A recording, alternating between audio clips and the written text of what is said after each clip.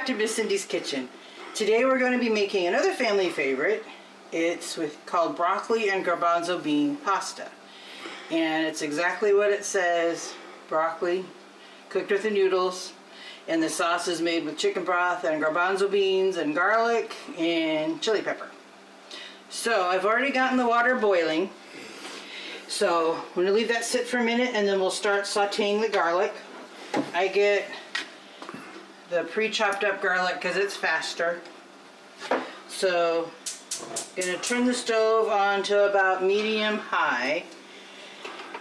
And ideally you use olive oil, but I forgot I was out, so we're going to use vegetable oil or canola oil. Whatever it takes to saute the garlic. And we're going to use approximately 2 teaspoons of garlic. We like garlic and it really highlights the flavor. But you just got to be careful with garlic because it can brown really fast and burnt garlic is gross. So just be very careful and just cook it for maybe 2 minutes just to take the raw flavor off of it. And just keep stirring it in your oil. And you can hear it sizzling. So don't let it go too much beyond this point or else it will scorch. And then we're going to take 2 cups of chicken broth, put it in the pan with the garlic. I used powdered chicken broth, so it didn't all get mixed in when I put it with the water, but it gives more flavor to the sauce. So the sauce again is 2 teaspoons of garlic sauteed in oil and 2 cups of chicken broth. And then we have 2 cans of garbanzos. I've already drained them.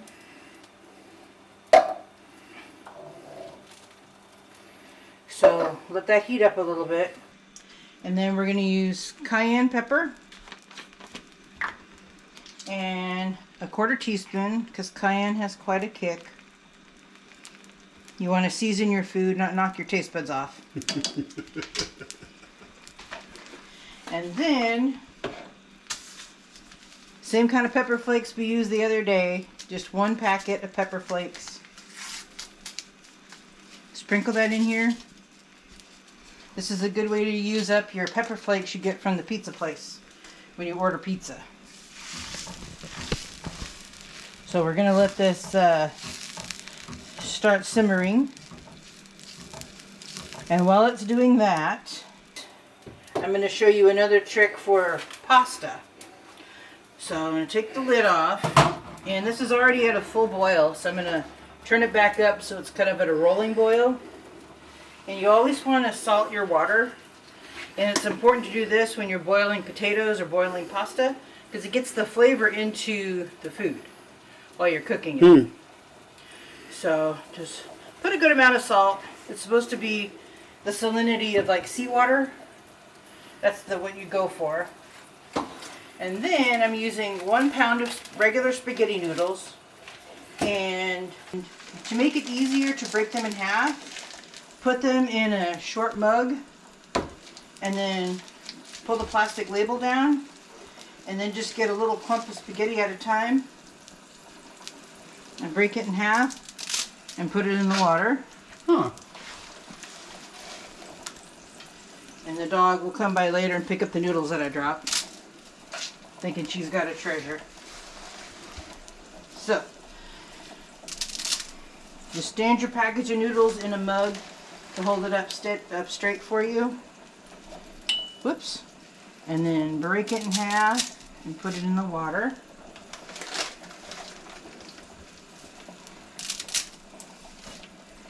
And this is one recipe I've been making for so long.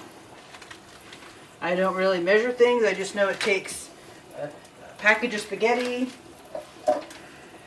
2 cans of chickpeas or garbanzos, and then when the spaghetti noodles are about halfway done cooking, I'm going to add in the fresh broccoli florets And we really love broccoli, so this is probably about 6 cups of broccoli.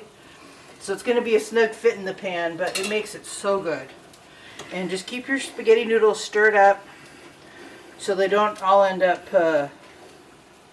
clumped. So do you use like a 1 pound? Because I know the spaghetti comes in like 1 pound, 2 pounds. So yeah. What do you use? 1 pound? It's a standard 1 pound package of regular standard spaghetti noodles. And then this is about 6 cups of broccoli.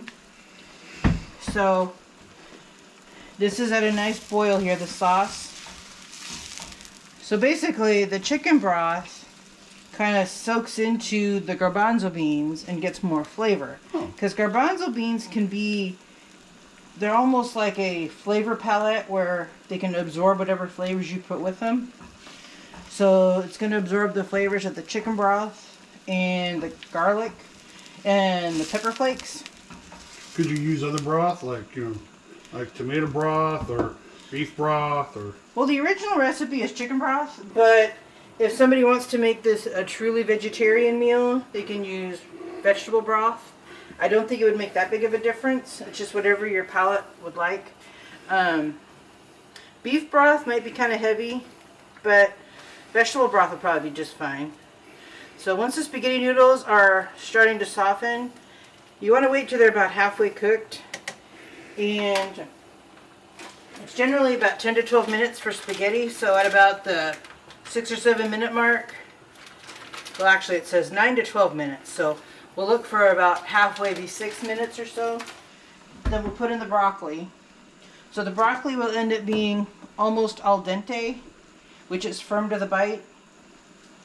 And the noodles will be, right their normal tenderness when you do this. So this is a nice fast meal that we do on weeknights or when we've got to get ready to go somewhere, because while you're getting everything else ready, you can set your water to boil, and if you boil it with a lid, it heats up twice as fast. So if you're boiling water to make pasta, put a lid on it and it will come to a boil a lot faster. But once the noodles go in, you got to leave it open so it doesn't boil over. And just frequently stir with your spaghetti fork to make sure the noodles don't clump, because who wants to have a huge log of spaghetti in their meal? It just isn't that appetizing. So you're just going to keep it stirring. And then while this is all simmering, you could make yourself some garlic bread or a side dish of like green salad to go with it. But the core recipe goes together really fast. So if you want to write down what's in it, you'll need 2 cans of garbanzos, a tiny bit of oil, preferably oil, olive oil or vegetable oil, and then 2 spoons of garlic, the grated kind. And then we have the 2 cups of chicken broth and a little packet of chili peppers. And then you bring that all to a boil and let it simmer, and it'll kind of cook down a little bit. And then once the pasta and the broccoli are cooked, you will drain them, and then you'll combine the sauce with the noodles and the broccoli. And again, it's a really fast recipe, and it's something that you often will have on hand, because we almost always have broccoli because we love broccoli. And garbanzo beans in the pantry, the spaghetti noodles in the pantry. We always keep a jar of garlic in the fridge because we cook a lot. And then the dry chicken broth, I keep that on hand because I use it for soups.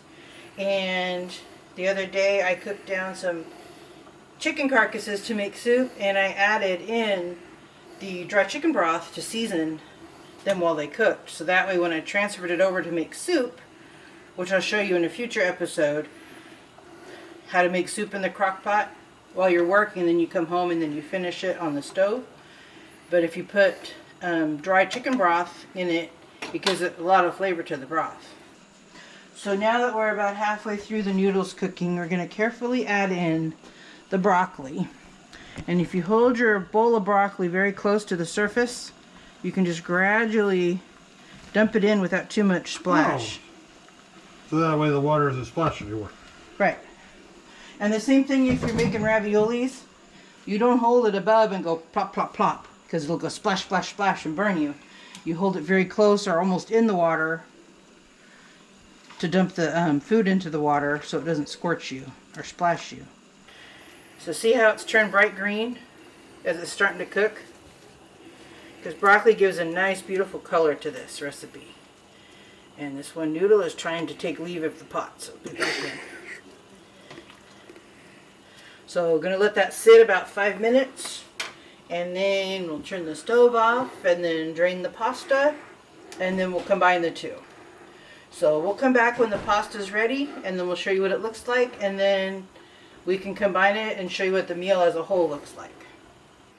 And now that the pasta and broccoli has cooked, we have drained it, and you can see the broccoli is nice and bright green, beautiful.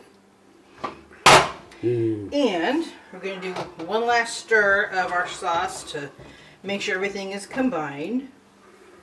This is one dish that comes together really easily, and if you're busy or tired at the end of a busy day, you can throw it together. And I always like to get the last bits of garlic out of the skillet because it adds a lot of good flavor. So once you have that done, you're going to mix it all together. So just scoop down and turn. Make sure you have a good grip on your pot. You don't want it to go sailing, or the dog will thank you later. Once the food cools down, that is. So this is a nice, healthy vegetarian meal, or I should say a meatless meal, because vegetarian only counts if there's no animal product in it. But we use chicken broth, so if you wanted to make it truly vegetarian, you could use vegetable broth in the sauce portion. So you can see what it looks like. We got the nice garbanzo beans and the broccoli. And one thing we were talking about during the break was the importance of having good equipment in the kitchen. Because if you have good equipment, it will save you time, it will save you frustration, and it will make cooking a lot more enjoyable. So that's what the finished product looks like. And then we'll just put a little bit of Parmesan cheese on it. Parmesan cheese. And my favorite salt, which is garlic salt. And then also, if you're going to cook pasta, you need to have a decent colander. Now this colander is an OXO colander that I got from Target about 5, maybe 6, or even years ago, or even longer.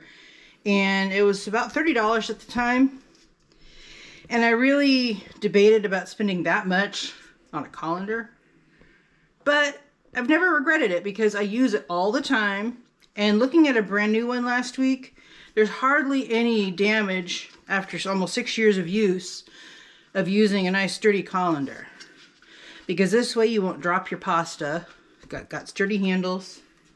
A good feed on the bottom to keep it up off the floor of the sink when you drain pasta. You were telling me to make sure you got a big enough colander because... Yeah, a 6-quart size is good because that way if you have a big batch of pasta, or this where it's pasta with broccoli, you don't run out of space.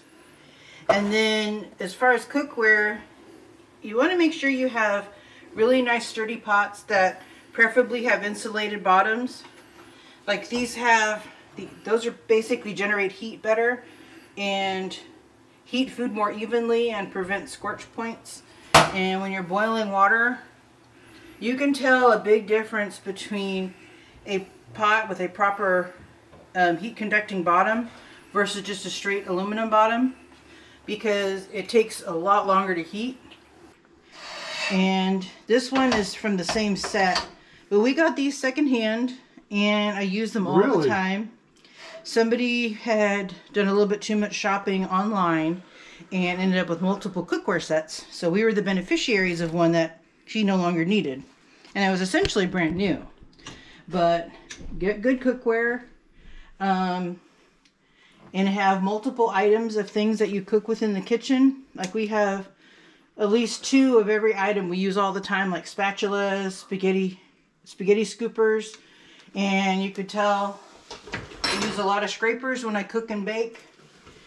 And if you set up your kitchen where it's convenient, you'll be more apt to cook rather than calling for a delivery of something. And especially now with finances tight for a lot of people, if you can utilize your own kitchen, you'll save yourself so much time and frustration and money. Just when you get your kitchen set up properly, and just look for sales, secondhand or garage sales, thrift stores. You can get some good stuff, or even at Target. Get the proper equipment and it makes life a lot easier. So this is our family favorite broccoli and garbanzo bean pasta. And it's very economical to make, and we usually have most of the ingredients on hand already. And it comes together in about 15-20 minutes of active cooking time. So at the end of a busy day, you've got a quick meal. You can put it together faster than a meal can be delivered.